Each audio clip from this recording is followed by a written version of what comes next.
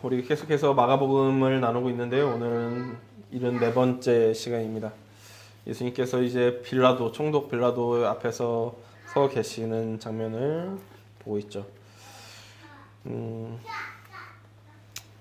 바로 본문으로 들어가도록 하죠. 종교 지도자들은 예수님을 향해 네가 찬송받을 이의 아들 그리스도냐라고 질문했고, 예수님께서는 내가 바로 그라라고 대답하셨습니다. 그런데 내가 찬송받을 이의 아들 그리스도냐라는 질문에 어떤 의미가 담겨 있는 걸까요? 간단하게 표현하면 너 하나님의 아들이냐, 네가 메시아냐, 네가 그리스도냐, 네가 유대인의 왕이냐, 이런 의미가 담겨 있는 거죠. 이게 왜 죽임당할 일일까요? 아니 우리도 나 하나님 아들이야, 나 하나님 딸이야 라고 이야기하곤 하잖아요. 나 이제 예수님 믿고 하나님의 자녀가 되었어 라고 이야기하는데, 그렇다고 해서 누군가 와가지고 이 죽일 녀석 하고서 막 찌르거나 막 그런 일은 없잖아요.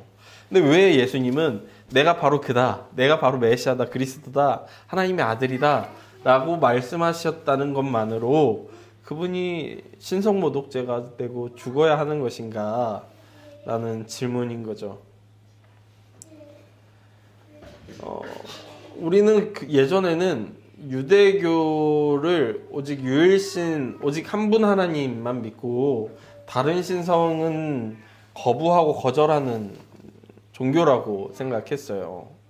그래서 이 본문을 읽으면서 예수님이 나 자신을 하나님의 아들이라고 이야기한 것이 내가 또 다른 신성이 있다라고 이야기한 것으로 유대인에게 받아들여졌고, 그것이 곧 신성모독이 되어서 죽을 죄가 되었다라고 이해를 했었죠.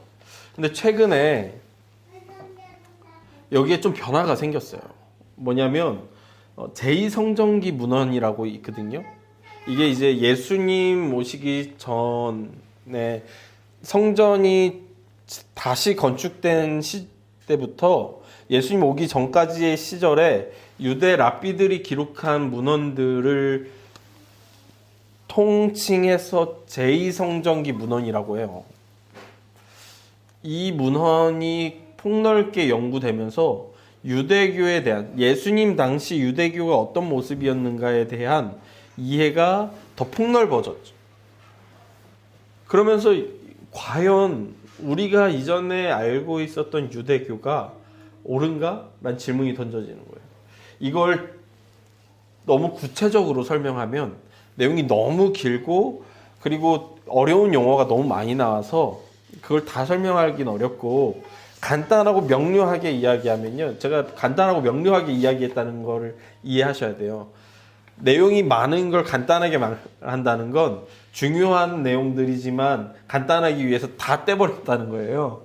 그래서 오해가 있을 수 있지만 그럼에도 어쩔 수 없어요. 만일 이게 정말 들어보시고 정말 궁금하다 싶으시면 오세요. 제가 책을 이렇게 추천해 드릴게요. 요즘 학계에서 예수님 시대의 유대교회가 얼마나 폭넓었는지, 얼마나 수용력이 좋았는지에 대해서 이해하기 시작했고, 심지어 예수님 시대 유대교인들 중에 다니엘서 7장에 나오는 인자가 누구냐에 대한 이해를 인간이면서, 7장에 나오는 인자가 곧 그리스도라고 믿었거든요. 인간이면서 하나님 우편 보좌에 앉는 신성을 가지고 있는 존재라고 믿었어요. 그 말은 유대교인들이 예수님 당시에 오직 한 분 하나님을 믿지만 동시에 하나님께 정권을 받은 또 다른 신성이 있는 존재가 있다라고 믿었던 거예요. 즉 유일신론이면서도 다신론인 유대교인들이 있었다는 거예요. 이게 기독교인들만의 주장은 아니에요. 유대교 학자들 중에, 랍비들 중에 또 이런 주장을 하는 사람이 있는데요. 그 사람 이름이 다니엘 보아린이란 분이 세계적으로 유명한 유대교 랍비거든요. 이 사람도 유대 배경으로 읽는 복음서라는 책에서 1세기 유대교에 대해서 하나님 외에도 다른 신성을 믿었다고 주장했어요. 예수님 시대의 유대교가. 그러니까 유대교 안에도 물론 한 분 하나님 외에 다른 신성은 없다고 말하는 사람도 있지만 하나님 외에도 다른 신성이 있다는 주장을 하는 유대교인들이 있었다는 거예요. 즉 그리스도는 하나님의 메시아는 인간이면서 신성을 가진 존재야라는 이해가 유대교 안에 이미 있었어요. 이미도. 그리고 예수님은 나는 지금 인간이지만 하나님의 아들로서 신성을 가지고 있어 라는 이 말이 유대교 안에서 낯선 말이 아니라는 거예요. 특히나 대제사장이나 서기관이나 장로들은 자신이 살고 있는 시대에 유대교가 얼마나 폭넓은지 그런 주장을 하고 있는 사람들이 있다는 것을 이미도 알고 있었을 거예요. 그러니까 예수님이 난 그리스도이면서 인간이면서 또한 하나님의 아들로서 신성을 가지고 있어라는 이 주장이 어떤 배경에서 나온 주장인지 알고 있었다고. 이건 신학적으로 논쟁일 수는 있어요. 왜냐하면 대제사장들은 사두개파 사람들이니까 이 사람들은 오경 외에는 인정하지 않으니까. 그러니까 신학적으로 너 그쪽 분파구나, 그쪽 분파에서 나온 사람이구나, 그거 옳지 않아라고 논쟁을 할 수는 있지만 죽일 문제는 아니라는 거예요. 왜? 그쪽 분파를 죽이지 않았거든요, 그동안. 그러니까 신성모독이라고 죽인다는 건 과한 처사가 분명해요. 그러지 않아도 되는 거예요. 문제죠. 예수님 당시 종교 지도자들 역시도 예수님의 말이 무엇을 의미하는지 알고 있었어요. 그럼에도 불구하고 억지로 그분을 신성모독으로 만들고 있는 겁니다. 왜 그러는 걸까요? 왜 그러는 걸까요? 유대교가 얼마나 폭넓은 종교였는지 우리가 사도행전만 봐도 돼요. 예수님의 제자들이 예수님이 하나님이라고 막 주장하고 다니다가 잡혀 들어가잖아요. 그때 한 랍비가 일어나서 뭐라고 하죠? 야, 괜찮아, 신경 쓰지 마. 쟤들이 하나님의 뜻이 아닌데 저러고 있으면 하나님께서 잠재우실 거야. 근데 하나님의 뜻이면 우리가 괜히 나섰다가 하나님 뜻을 방해하면 안 되잖아. 납두자라고 하잖아요. 유대교 당시의 포용력은 그런 거였어요. 그런데 왜 예수님에 대해서만큼은 그렇지 않냐는 거죠. 왜?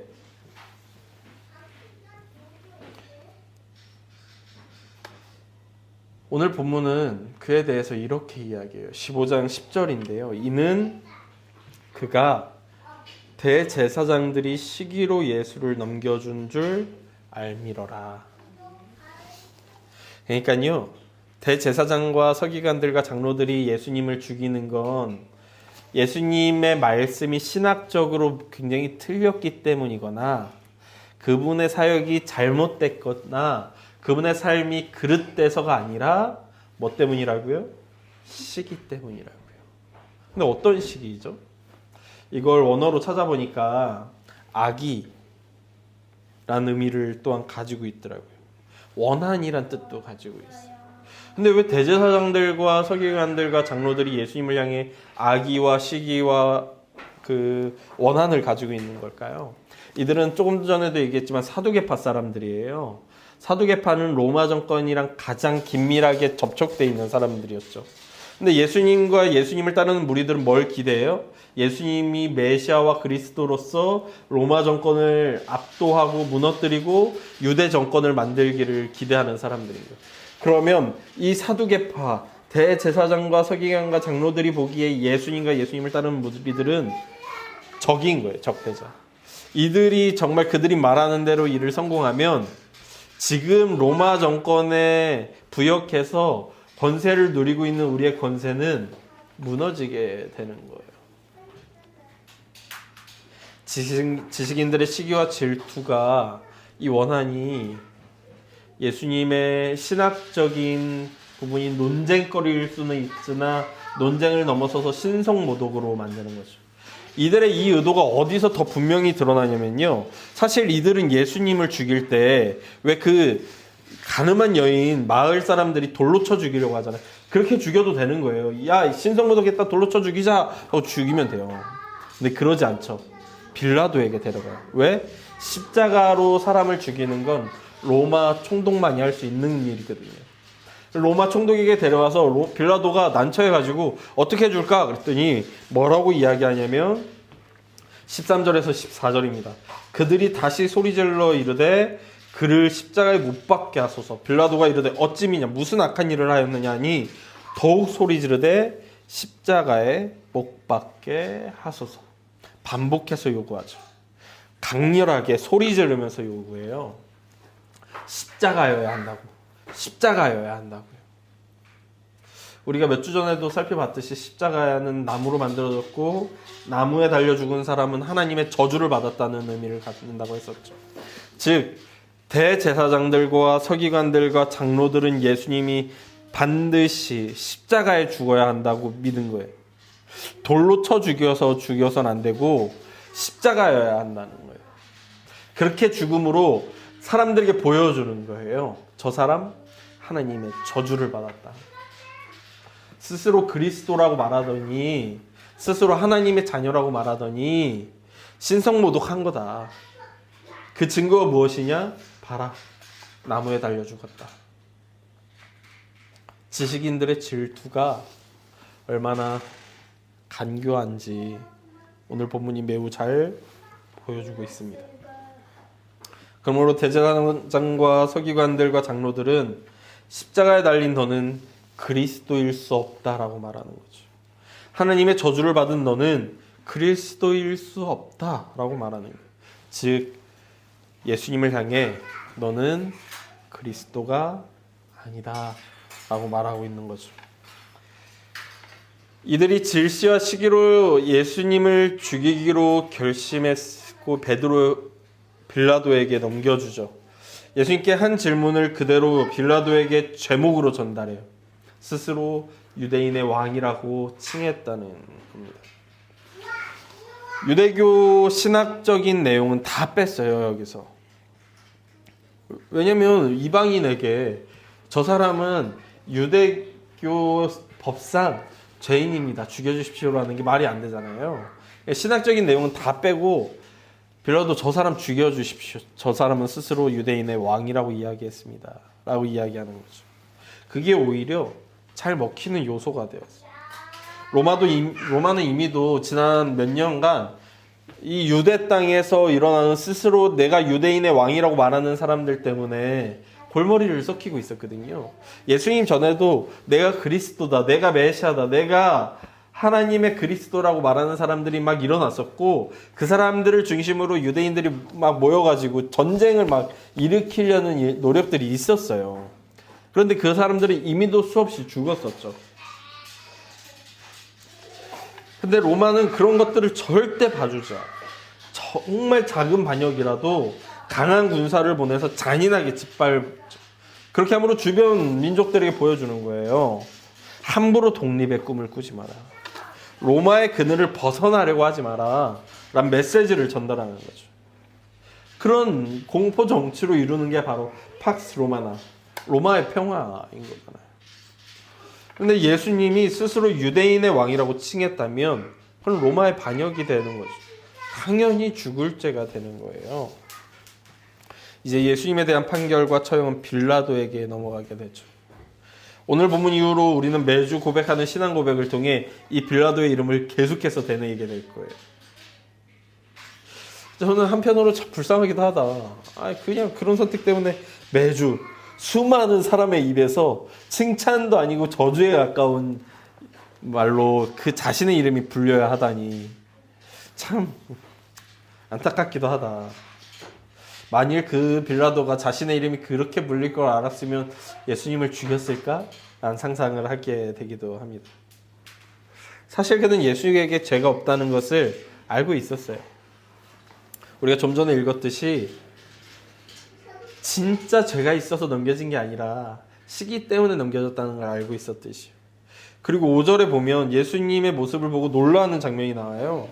예수께서 다시 아무 말씀으로도 대답하지 아니하시니 빌라도가 놀랍게 여기더라 라고 말하고 있거든요. 그러니까 빌라도는 예수님이 굉장히 놀라운 분이라는 것도 알고 있었고 그리고 예수님이 아무 죄가 없다는 것도 알고 있었어요.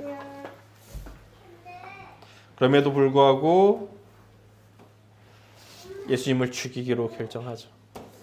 예수님을 풀어줄 기회도 있었거든요. 아니 명절 때마다 죄인을 풀어주는 게 있다면서요. 그러면 물어보지 말고 그냥 자신의 권한으로 예수님 풀어주면 되지. 그러진 않아요. 그냥 물어보고 예수님을 죽이기로 결정하죠. 어쩌면 알고 있었음에도 불구하고 예수 하나를 죽임으로 해서 유대 기득권자도 만족할 수 있다면 이런 힘없고 약한 자 죽어도 되는 거 아닌가? 라고 생각했는지도 모르겠습니다. 그렇게 예수님을 십자가에 달아서 죽도록 내어줌으로 빌라도는 말하고 있는 거예요. 너는 그리스도가 아니다. 때로 우리 역시 하나님께 묻게 되곤 해요. 하나님, 당신이 우리의 왕이 맞습니까? 당신이 이 땅의 통치자가 맞습니까? 만왕의 왕이라고 우리가 고백하고 신 중의 신, 왕 중의 왕이라고 고백하고 우리가 신학적으로는 무소부재하시다. 하나님은 없는 곳이 없다. 모든 곳에 거하신다라고 고백하는데 하나님이 정의롭고 거룩하다고 말씀하는데 그런데 하나님 왜 이 땅에 이렇게 슬픔과 아픔과 고통이 많습니까? 왜 눈물 흘려야 하는 사람이 이렇게도 많습니까? 정의는 어디에 있습니까? 공의는 어디 있습니까? 질문하게 되냐고요. 때로 하나님을 잘 믿던 분들의 삶이 엉클어질 때도 그런 질문을 하게 되곤 하죠. 하나님, 교회를 저렇게 열심히 섬기고 하나님을 저렇게 열심히 예배하고 자신의 가진 재산과 몸과 체력과 힘을 다해서 건강을 다해서 하나님을 섬겼는데 그 노년이 왜 저렇게 어려워야 합니까? 하나님, 당신 왕이 맞습니까? 라는 질문을 우리 역시 하게 되고 또 때로는 하나님, 당신은 왕이 아닙니다. 당신이 진짜 왕이라면 이럴 수 없는 겁니다. 라고 원망 섞인 말을 하기도 하죠. 하나님 앞에서 울다라는 책, 제럴드 엘 시처의 하나님 앞에서 울다라는 책이 있는데요. 이 제럴드 엘 시처는 부모님 댁에서 식사를 하고 집으로 돌아가던 중 교통사고를 당해요. 그 교통사고로 아내와 자식들을 다 잃고 막내딸과 혼자 살아남죠. 차에서 다가오는 앰뷸런스를 보면서 하나님께 기도했던 순간들을 되뇌이며 막내딸이 밤마다 우는 것을 달래며 혼자 거실에 앉아서 그 공허함과 외로움 앞에 있다가 때로는 차를 타고 나가가지고 차를 달리면서 하나님을 향해 원망과 저주 섞인 말을 고래고래 소리쳤다는 글을 씁니다. 하나님, 당신 진짜 있습니까? 그러면 어떻게 우리 가족을 이렇게 할 수 있습니까? 라고 저주 섞인 외침을 내뱉는 거죠. 그리스도인이라고 해서 모든 순간 하나님이 믿어지거나 하나님이 사랑스럽거나 전혀 원망이 안 되는 건 아닌 게 분명하죠. 우리도 때로는 당신 그리스도 아닙니다. 당신 메시아 아닙니다. 당신 하나님 아닙니다. 라는 원망과 저주를 하나님께 내뱉곤 합니다. 마치 종교 지도자들의 저주나 빌라도의 그 내어줌처럼 종교 지도자들은 질투로 인해 예수를 그리스도가 아니라고 말하고 빌라도는 사회적 안정을 위해 그리스도가 아니라고 할 때 오직 예수님만이 내가 바로 그라 라고 말씀하시죠. 오직 예수님만이 내가 바로 그리스도다, 내가 바로 메시아다, 내가 바로 유대인의 왕이다 라고 말씀하시죠. 그 말이 신학적으로, 종교적으로, 사회적으로, 정치적으로 그분을 십자가에 달아 죽일 것을 아셨을 텐데도 그분은 그 말을 입에 담으시고 그 결과를 묵묵히 감내하시죠. 메시아, 기름 부음 받은 자라는 히브리어입니다. 그리스도, 기름 부음 받은 자라는 헬라어죠. 메시아가 곧 그리스도예요. 기름 부음 받은 자라는 뜻이죠. 이스라엘에서 머리에 기름을 부음 받았다는 건 하나님께서 특별히 그에게 사명을 주셨다는 거예요. 그것이 시간이 흐르면서 장차 오셔서 외세 압제에서 구원할 일을 칭하는 특별한 칭호가 된 것이죠. 즉 왕으로서 하나님의 부름받은 사람에게 주어진 칭호였어요. 비슷하게 인자라거나 선택받은 자라는 칭호 역시 비슷한 의미로 사용되는 거예요. 이들에게 기대되는 건 신적 권위였죠. 좀 전에도 이야기했지만 유대인들은 예수님 당시에 곧 메시아가 온다, 곧 그리스도가 온다, 그는 인간이지만 하나님의 권능을 받고 그는 인간이지만 신적인 능력을 가지고서 우리나라를 구원하고 다스릴 것이다 라고 기대하고 있었어요. 그러니 왕이 되는 일이 당연한 거잖아요. 왕으로 다스려야 되잖아요.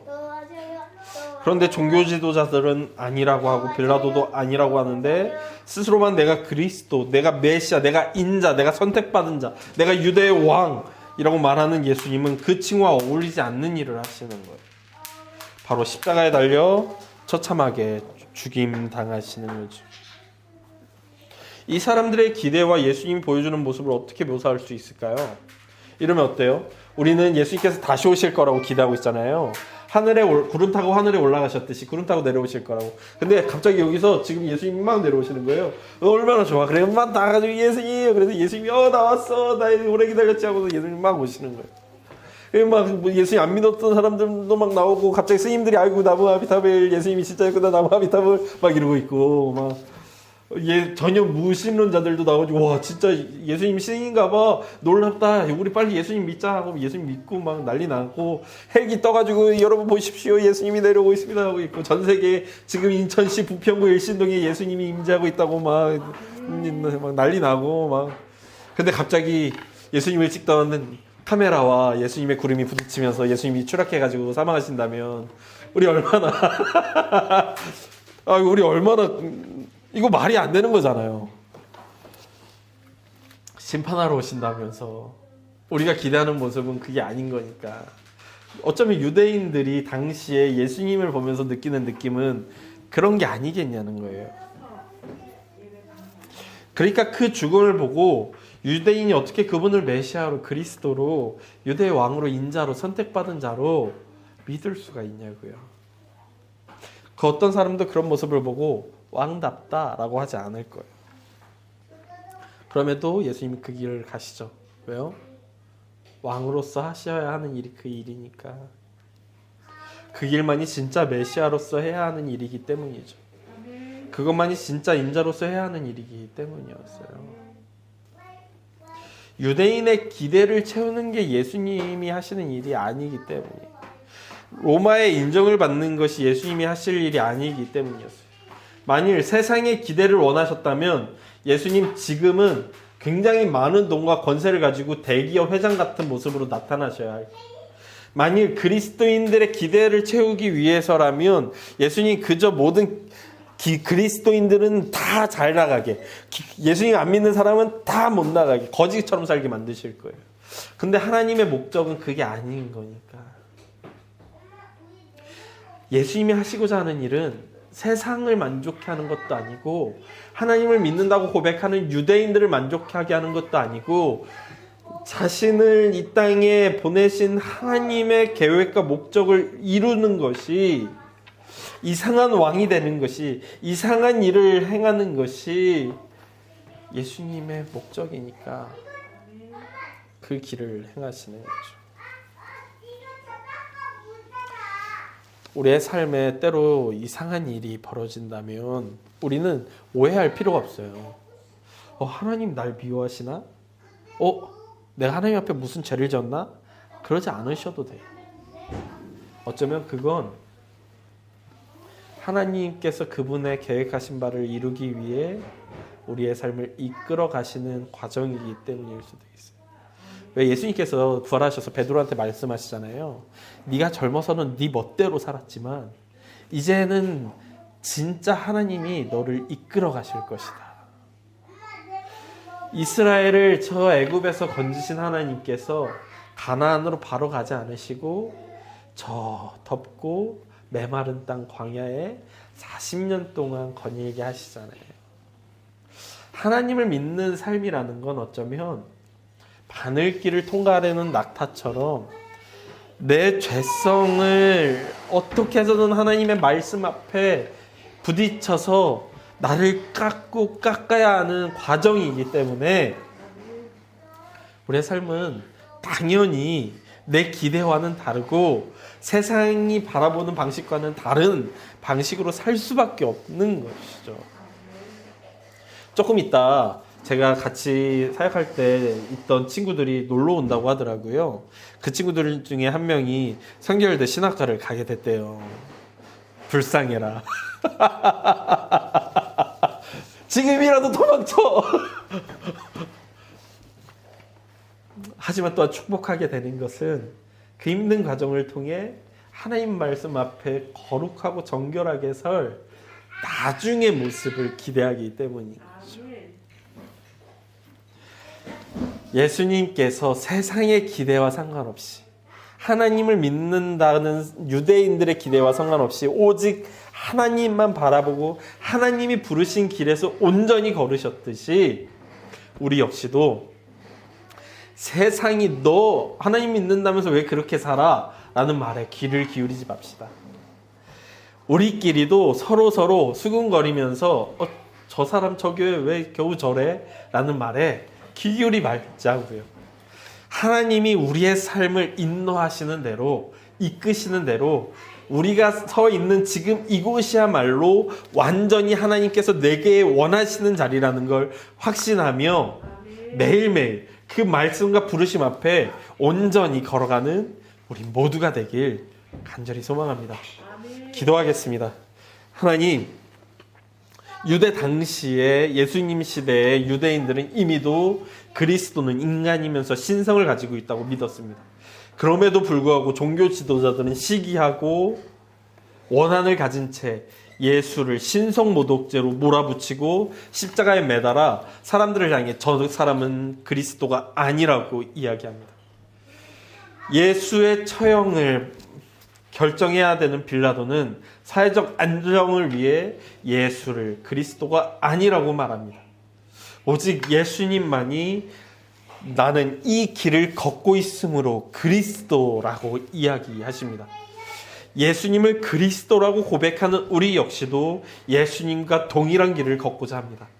세상이 하나님이 전능하시다면 이렇게 이래야 되는 거 아니야? 라는 그런 메시지들에서 귀를 닫게 하시고 우리끼리도 서로 수군대며 저 교회, 저 사람 왜 저렇게 됐지? 라는 말에 귀를 기울이지 않은 채 그저 지금 내가 서 있는 곳이 하나님이 내 삶과 내 인격과 내 존재를 위해 가장 완전하고 가장 완벽하고 가장 온전하게 나를 세우신 곳이라는 믿음을 가지고 매일 매 순간 하나님 앞에 서고 충실히 살아가는 우리가 되게 하여 주십시오. 그때 그 삶 끝에 예수님을 닮아 있는 나와 우리와 우리 교회가 되게 하여 주십시오. 오직 하나님께 이 여정을 함께 하여 주시기를 부탁하며 예수님의 이름으로 기도했습니다. 지금은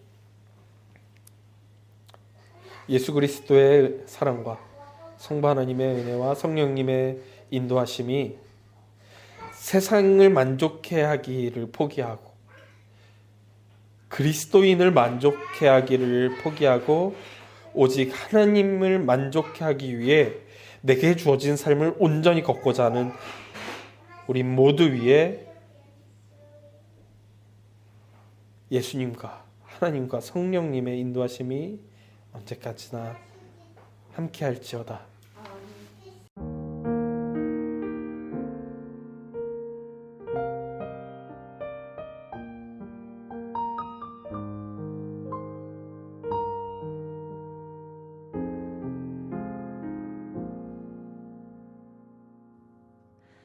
이 눈에는 보이지 않아도 귀에는 들리지 않아도 손에는 잡히지 않아도 변하지 않는 것 하나님의 약속은 천지가 변하여도 영원히 변하지 않으리.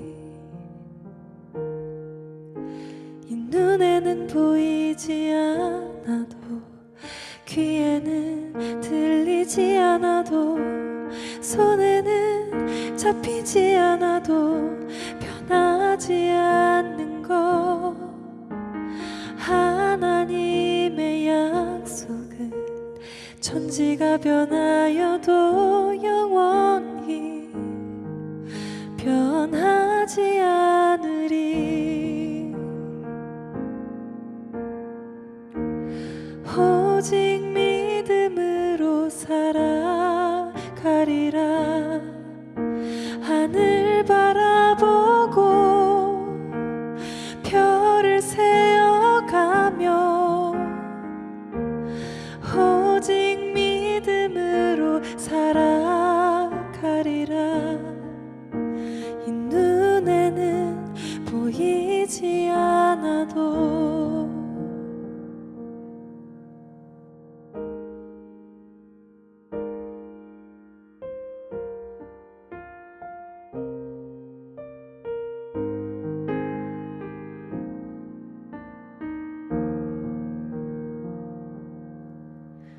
이 눈에는 보이지 않아도 귀에는 들리지 않아도 손에는 잡히지 않아도 변하지 않는 것.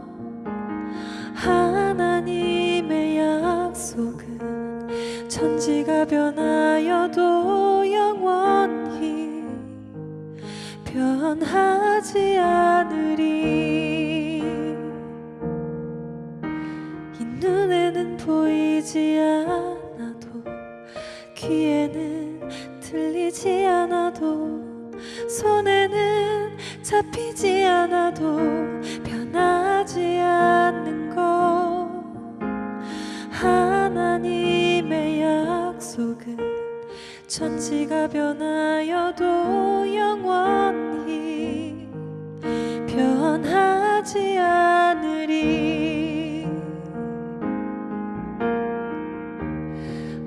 오직 믿음으로 살아가리라. 하늘 바라보고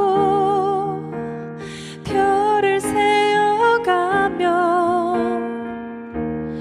오직 믿음으로 살아가리라. 이 눈에는 보이지 않아도 믿으며 의심치 말고 기다리며 기도한다면 주님의 때에 가장 좋은 것으로 응답하여 주심을 믿네. 오직 믿음으로 살아가리라. 하늘 바라보고 별을 세어가며 오직 믿음으로 살아가리라. 이 눈에는 보이지 않아도 이 눈에는 보이지 않아도